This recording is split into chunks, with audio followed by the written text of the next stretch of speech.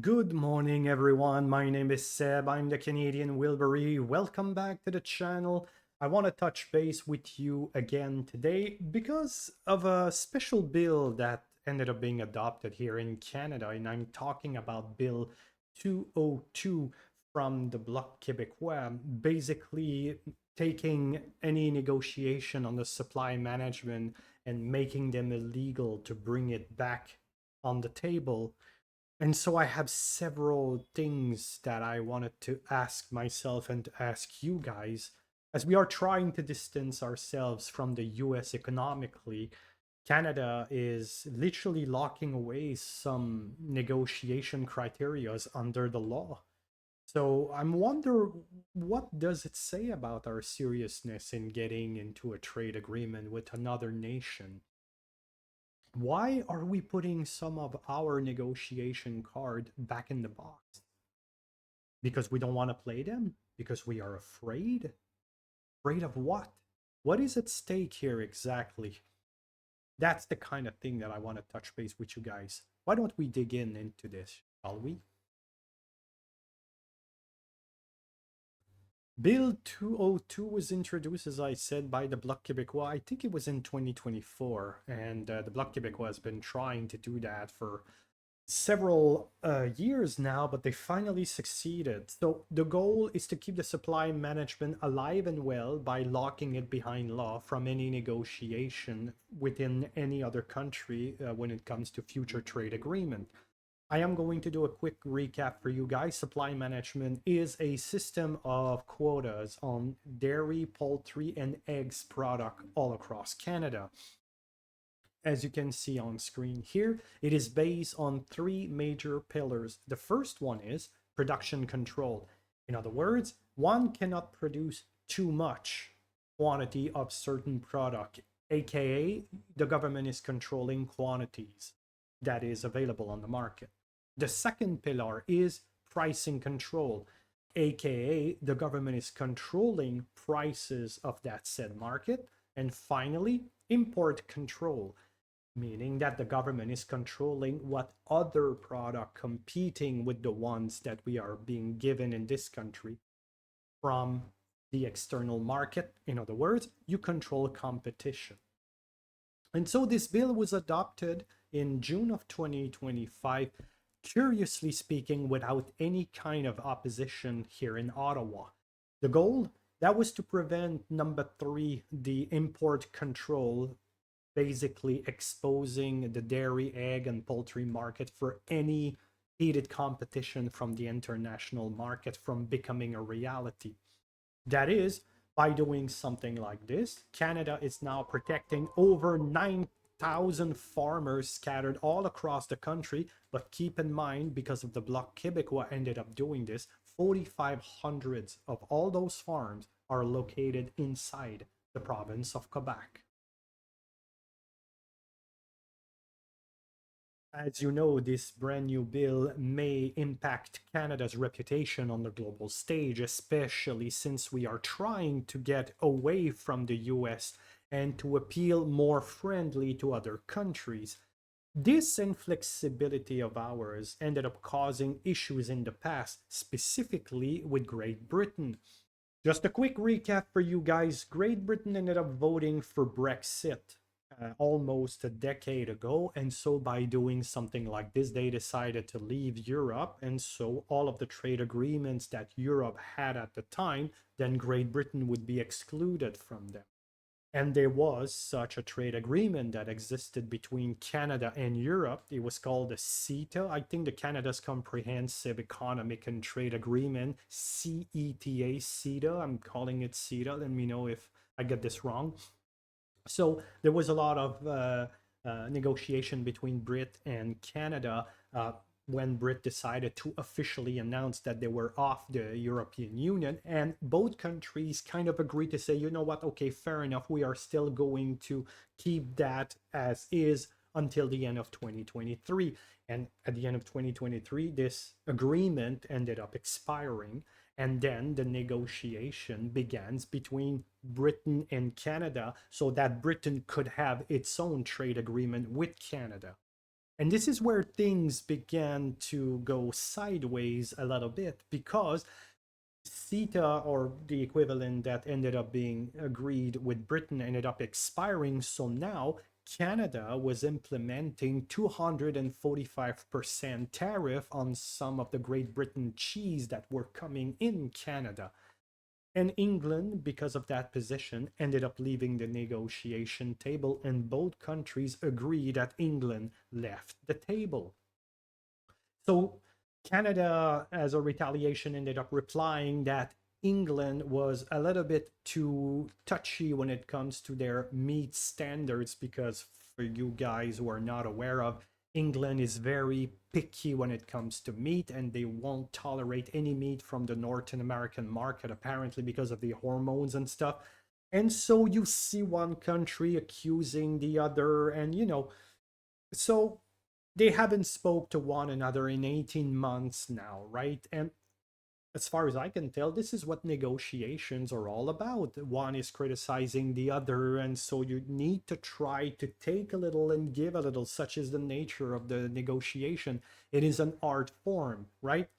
And so now that Canada has decided to lock away the entirely of the dairy market, eggs and poultry, Canada's negotiation on that particular, or those particular industry being locked away, are we removing options now from any of our trade agreement? And if so, are we also removing potential economical partners?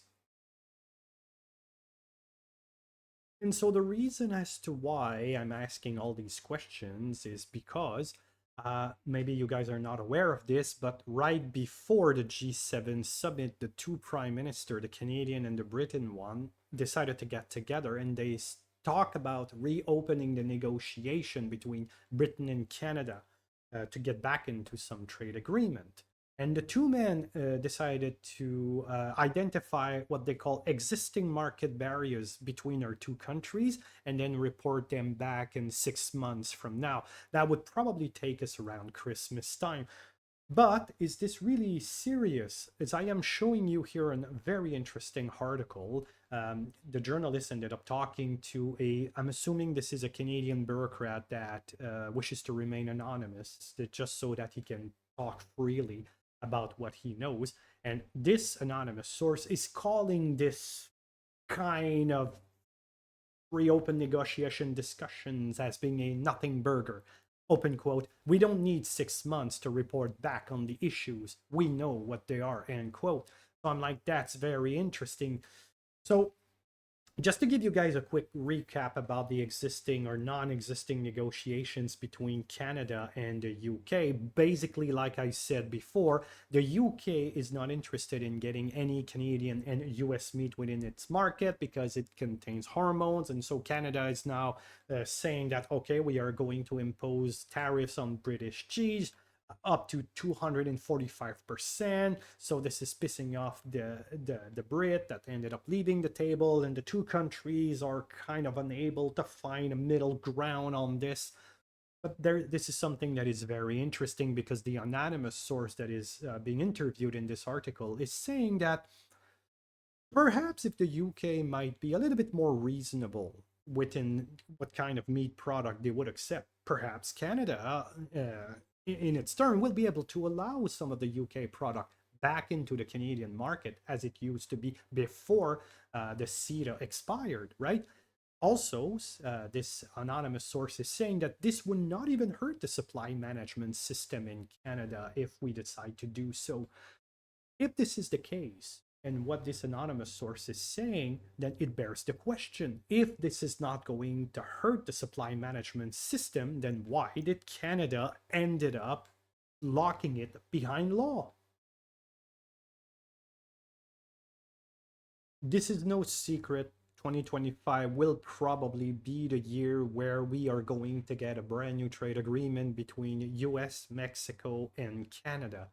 As I am showing you on screen here, President Donald Trump has been calling Canada's policy on dairy a disgrace, and he's been doing so for a long time now.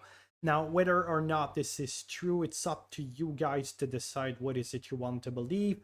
But Donald Trump has had the Canadian dairy industry on his radar for probably a decade now. So Canada didn't listen to the critique of Donald Trump. Quite the opposite, actually. They ended up locking their negotiation flexibility behind law. Donald Trump is quite aware of this now, and you know how he hates unfair ways of dealing like this. So, what's going to happen next? And now that we are bound by law, right? Because if you look at Mexico, Mexico, this quiet little country to the south of the United States, is showing signs of excitement about this possible renegotiation of the, I am going to call it the USMCA 2.0. As I am showing you here, their economy minister wants to start talking about this trade agreement starting the second half of 2025. So this is exactly where we are now. So discussions are probably well on their way. The goal of the Mexican Minister of the Economy is to make the brand new treaty easier for investors and consumers. Keep that in mind because consumers is something that is really important. He would like to negotiate better terms on steel, aluminum, cars, and tomatoes that are shipped to the US. Now, before any of you are going to jump on their keyboard and accuse me of being against supply management, I am not against supply management. I am a lot more preoccupied by making supply management untouchable during negotiation. There is a huge difference. I am not against trying to protect in any sort of way some Canadian industries from completely be wiped away from the card, obviously. But why are we not talking about this instead of just shutting down the door and throwing the key inside the cage? What kind of message are we sending on the international level? This doesn't look serious, especially from what our politicians are telling us that we need to diversify our economy from the US. And keep in mind also, of all the points that I ended up talking about in this video, I think that one point is missing. Remember those three pillars that I have explained to you and showed them to you about the supply management? Maybe I would like to have a point number four, us, the consumers. Well, when politicians are acting the way that they are acting, this is nothing to help to reduce food prices in this country. Quite the opposite, actually. It's okay to think about the industry, but sometimes the consumers might as well be taken care of in this, and I don't see anybody really caring about us. And the fact that Bill 202 also receives zero opposition from the Canadian Parliament is also screaming loud because now there's no point in talking about it anymore. It's behind law. So, what are we really afraid of in here? What is so scary about the Canadian farmers? Why are we behaving like this? You guys let me know. Maybe you see something that I cannot, but I think that this is sending the wrong message given that we are trying to diversify our economy and try to be more pleasing to potential economical partners around the globe. Maybe I'm wrong. You guys let me know. Smash all the buttons down below. And again, thanks for watching. You have yourself an awesome day.